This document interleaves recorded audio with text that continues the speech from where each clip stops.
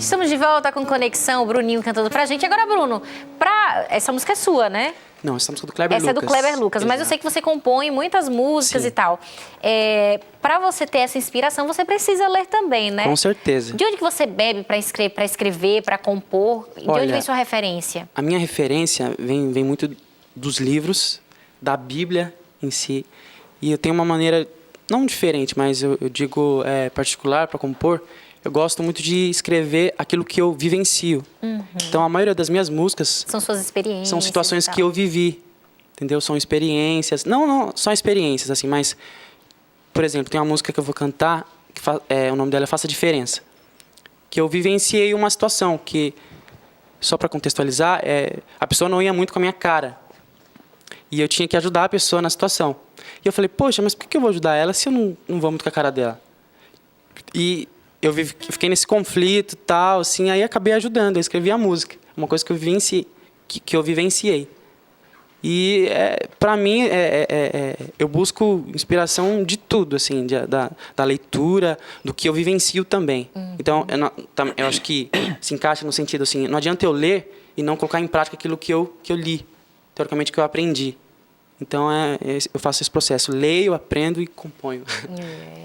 A escrita também tem esse poder, né? De fazer com que você reflita e você... É um poder didático também, né? Agora, Gabi, você lembra qual foi o primeiro livro que você leu, assim? Quando você era criança? Não, eu acho que eu comecei a gostar de leitura mesmo quando eu li o Rubem Alves e a Adélia Prado. Adélia, querida Adélia. E ele falando da Bíblia me lembrou muito que sem a leitura a gente não tem contato com Deus, né? Uhum. Acho que a gente deve ler a Bíblia com simplicidade, como se fosse, sei lá, um filho lendo a carta de um pai que está distante, mas ele vai voltar, sabe? Uhum. Então, sem a leitura, para ter contato com Deus e saber quem é esse Deus... A gente pede contato espiritual totalmente, Exatamente. Né? Agora, a leitura... A nossa geração, vocês avaliam que a nossa geração, ela lê menos? Guilherme, quero que o Cícero fale também. Sim, eu acho que lê menos, sim. Eu acho que lê menos devido às mudanças que se ocorreram, né? De vários anos para cá. A mudança de... Tecnológica, né? Principalmente, sabe? A questão das redes sociais também, né? Então, isso tira muito tempo. Acho que as prioridades acabaram se mudando, sabe? Uhum. Há uns anos atrás, a prioridade era o que? Era um livro. Hoje pode ser um livro, por exemplo. A minha prioridade, claro, é um livro. Eu sou uma pessoa que compro livros compulsivamente, sabe? Às vezes não tenho nem tempo de ler. Minha biblioteca tem mais livros do que eu já li, mas... Só que hoje as prioridades são outras, né? As prioridades de cada um. E, infelizmente, muitas prioridades não são produtivas para a própria pessoa. Então, acho que, infelizmente, a gente lê menos. Hoje em dia as pessoas não estão lendo menos o livro em si, o veículo físico ali, o livro, mas não estão lendo também muito na internet? É claro, deve haver alguma diferença. Eu não sou especialista na área para dizer... Mas será que elas não estão lendo muito na internet também? Talvez o conteúdo não seja tão relevante ou, sei lá, tem muito erro de português na internet, o que você não vê em livros, né? Tem essa diferença, doutor? Hoje em dia as pessoas leem mais na internet, talvez, mais eletronicamente, não tanto o livro físico. Isso dá diferença? É inegável a realidade tecnológica influindo a leitura. Existem situações de leitura. A internet tem uma importância muito interessante, que é a disponibilização de conteúdos e de relacionamentos. Hoje em dia nós vivemos num mundo necessariamente globalizado.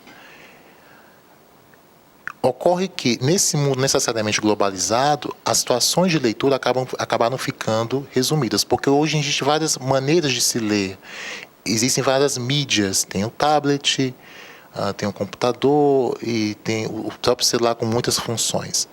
O que acontece é o seguinte, teoricamente, na infância, você acaba tendo que ter um referencial de oralidade. O que a psicopedagogia ensina?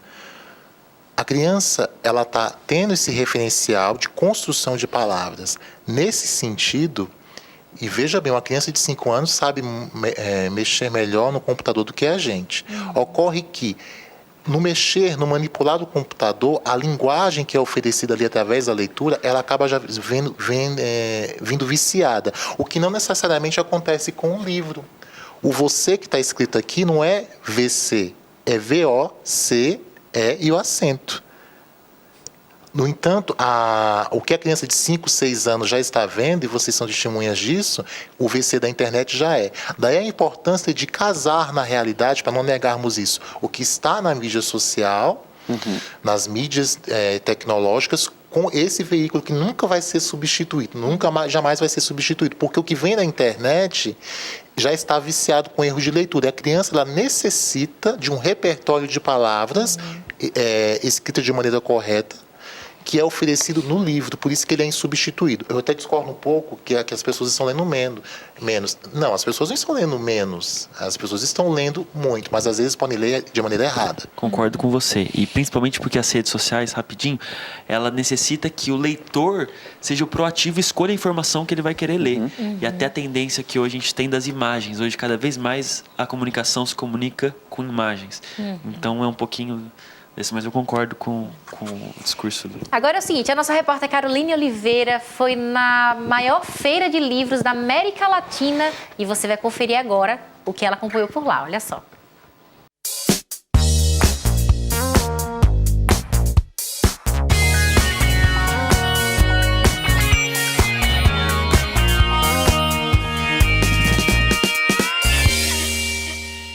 Oi galera do Conexão, hoje eu tô aqui na 23ª edição da Bienal do Livro. Você acompanha comigo as mais de 480 atrações de literatura, gastronomia, cultura e muito mais.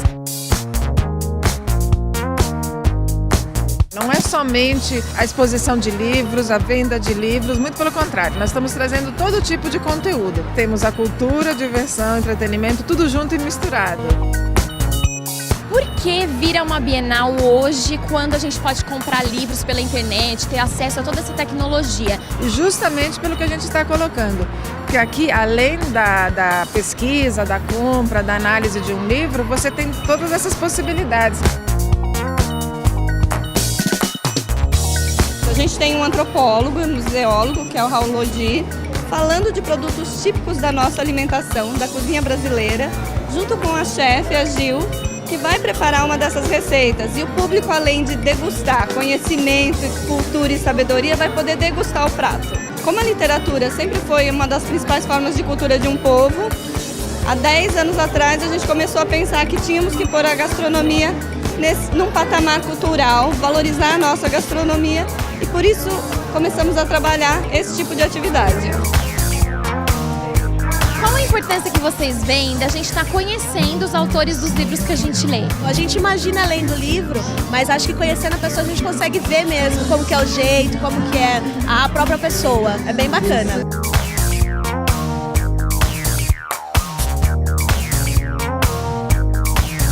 Qual a importância de um evento como esse para incentivar a leitura nessa fase da vida? Desperta a vontade de ter mais conhecimento, de ler mais. Então, é importantíssimo.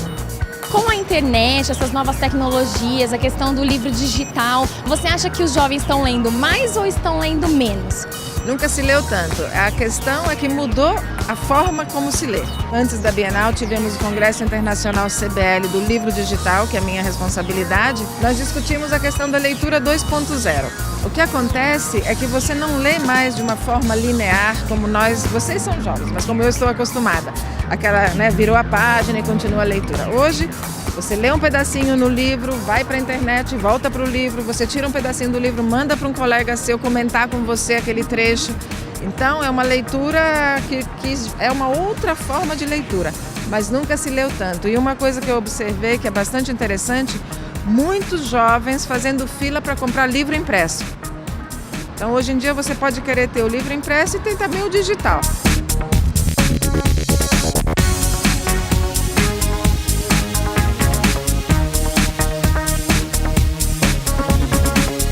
Vocês preferem ler o livro impresso ou o livro na internet? Impresso, sem dúvida. Porque você pode apalpar ele, né? Você pode cheirar o livro, por exemplo. Tá sempre com você em todos os lugares. Parece que pela internet eu vou me dispersar, porque aí eu vou mexer em Facebook ou em outros aplicativos. Agora, se eu tiver com um livro, em mãos, o impresso, eu acho que eu vou ter mais atenção. Eu acredito que o livro impresso é melhor, porque tem aquela coisa de passar e baixando as páginas na mão mesmo. Eu acho que o tablet, no celular, na internet, é bom também, mas não tem aquela emoção. Eu acho que quando você está com o livro impresso, você entra melhor na história. A importância da leitura para o jovem hoje, principalmente a questão de aquisição de conhecimento e também conhecimento, não só um conhecimento mais específico, mas seu conhecimento de mundo também, né? A leitura, eu acho que estimula a criatividade e fala o vocabulário. Assim, quanto mais você lê, melhor seu vocabulário fica.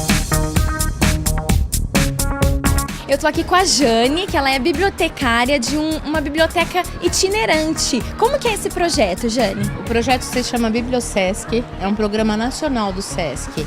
São bibliotecas ambulantes que visam atender locais que não têm pontos de leitura, normalmente nas periferias. Qual a importância de que os jovens tenham acesso aos livros? Total importância. Isso ajuda não só na fase dos estudos, mas para a vida, no vocabulário, na imaginação, na inteligência. Olha aí, várias opções para você comprar seu livro. Se você não foi até a Bienal, você pode aí acessar o site e levar em consideração essas indicações aí da nossa repórter Caroline Oliveira. Agora, Guilherme, eu quero saber, fala um pouco, né, já que estamos aí, acabamos de ver a matéria sobre a Feira de Livros, fala um pouco sobre a sua produção, Sofia e seu Cachorrinho Desajeitado, a produção de literatura infantil. Mostra para quem está em casa, Tuca. Conta pra gente como é que foi a inspiração aqui desse livro. E, bom, em especial da Sofia, seu Cachorrinho Desajeitado, foi uma inspiração em querer passar uma mensagem para as crianças, né? Principalmente, eu queria atingir, além de incentivar a leitura, mas passar uma mensagem positiva para as crianças, porque eu tenho consciência do poder de influência, né?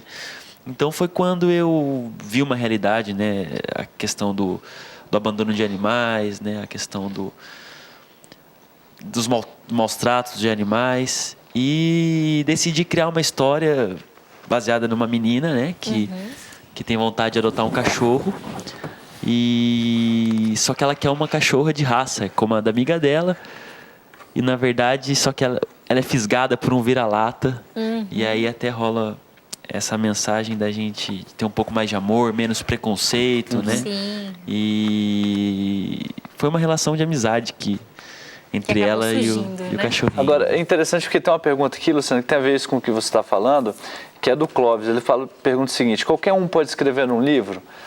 Eu imagino que a escrita é uma coisa, eu acho que é uma das coisas mais democráticas que existe, porque qualquer um pode escrever, seja pobre, seja rico, qualquer um escreve.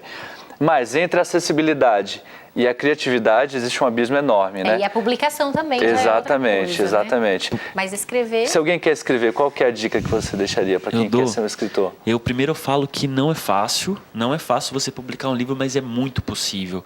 Eu queria falar para todo mundo que é possível você publicar um livro. Hoje em dia a gente tem diversas formas de publicar um livro, só que o mais importante é o quê? 1, dedicação.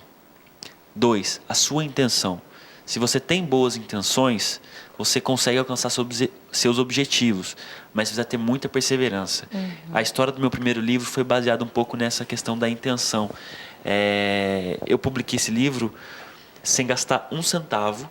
São poesias que eu escrevi entre os 12 e os 15 anos, que é o Curvas da Ilusão. E aconteceu porque eu queria mostrar minha poesia para o máximo de pessoas possíveis. E eu criei marca-páginas de folha sulfite, pedindo para amigos imprimirem para mim. Foi uma jornada que tinha lá uma poesia minha, que chama Sonho, e meus contatos. E um dia eu fui na Livraria Cultura e só tinha 3 papeizinhos desses. Eu tinha conhecido São Paulo nesse dia e tal. E a Livraria Cultura é gigante. E eu coloquei 3 marca-páginas desses de folha sulfite com meus contatos dentro de 3 livros espalhados pela Livraria Cultura. Quem já foi lá sabe, é uma livraria gigantesca com milhões de livros. E eu voltei para Jacareí, assim, achando que a pessoa ia entrar no meu blog, né, ver meu marca-página, meus contatos, entrar no meu blog, mandar um comentário, ler uma poesia. Só que, na verdade, quem achou esse marca-página foi o dono de uma editora. Assim, foi um acaso. Um acaso porque foram 3 livros espalhados. Qualquer um poderia achar.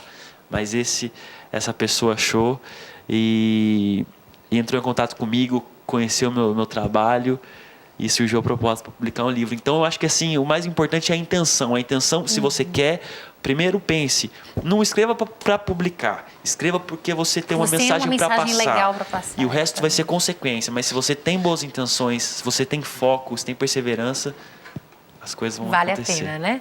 Muito bom, estamos conversando sobre leitura hoje aqui no Conexão. Vamos para um rápido intervalo. Daqui a pouquinho estamos de volta. Até já.